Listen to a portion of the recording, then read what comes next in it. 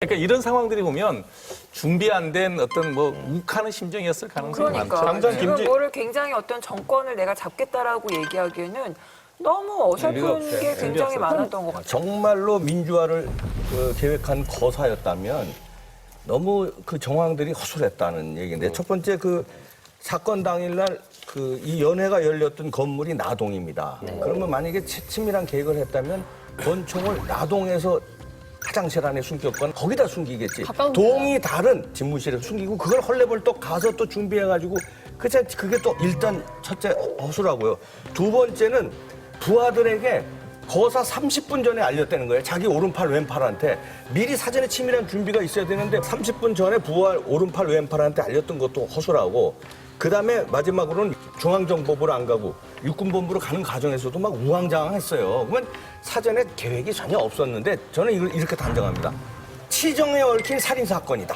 근데 며칠 전에 이걸 죽여야 되겠다. 치정이라는 건 뭐야? 박정희 대통령이라는 사람. 박정희 대통령에 대한 충성을 차지철이 저놈이 뺏어가니까 차지철이 꼴배기 싫어서 저놈 죽여야 되겠는데 평상시에 열받아 있던 거를 며칠 전에 삽교촌에 그날 저 헬기 못 태운 거 아니에요? 왕따 시켰잖아. 그러니까 열받아. 이놈 내가 오늘 죽인다 그러고서는 그러고선 계획해서 치정에 얽힌 살인 사건에서는 그 애인도 죽여요. 그렇죠. 네. 치정에 얽힌 살인 사건이에요. 다른 것도 없어요. 무슨 민주화의 거사야. 그건 아닐 거고요. 그 당시에 그 부마 사태라는 그 뒷 배경 사건이 있는데 예를 들면 그런 거예요. 우리는 이제 부마 사태라는 거는 그 어떤 생명의 희생이 없었기 때문에 5.18 관중혁명에 다 묻혀버렸는데 그때 만일에 부산 마산에 진압군 들어갔으면 거기서 먼저 사건 터지는 거예요. 그럼요. 상황이. 수만 명 죽었죠. 예, 그런 상황이 벌어졌는데 한 명은 각각 그건 안 됩니다라고 얘기하는 사람이 있었고 한 명은 탱크로 밀어버리자 그랬으니 그 입장에서 안 됩니다라는 사람은 어찌됐든 같은 국민 몇만 명이 몇천 명이 죽을지도 모르는 상황을 막아야 되겠다 생각은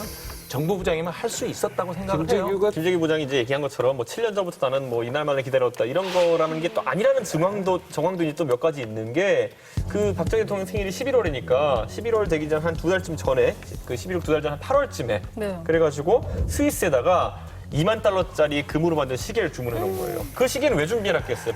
박정희 대통령 초상화까지 넣어가지고 이 훈장단 모습 사진까지 넣어가지고 시계를 제작해달라고 했는데 그건 바로 생일에 맞춰가지고 김재규가 선물로 드리면서 환심을 사려고 했던 정황도 있는 거거든요. 그러니까 굉장히 좀 나라는 거. 자기가 민주화를 위해서 오랜 동안 아주 결기 있게 준비해왔다는 건 또 상반의 행보도 있기 때문에 해석하는 사람들이 헷갈리는 거죠. 저는 부마 사태가 없었으면 12.6도 없었다고 생각을 합니다. 그날 사격조 준공식에 헬리콥터 1호기 같이 탔어도 없었겠네요. 그러니까 차지철이가 박정희 대통령을 죽인 거예요. 차지철이가. 그렇게 만든 거예요. 그때 헬리콥터 저기만 했었어도 내가 볼 때 죽일 마음 없었을 것 같은데. 그게 다 헬리콥터 아니고 때문에 기분 차지철이 굉장히 더 나빴지. 악독한 행동을 했었어도 박정희 대통령의 취세 기간 중에 초기처럼 좀 평온하고 잘 되던 기간이었으면 못 쏩니다. 네. 이게 박 대통령이 거세되어야 될 만하다고 느껴지게 상황이 복잡한 결과적으로는 것 같아요. 그렇게 됐죠. 그 시기였기 때문에 제거를 한 거죠. 결과적으로는 그렇게.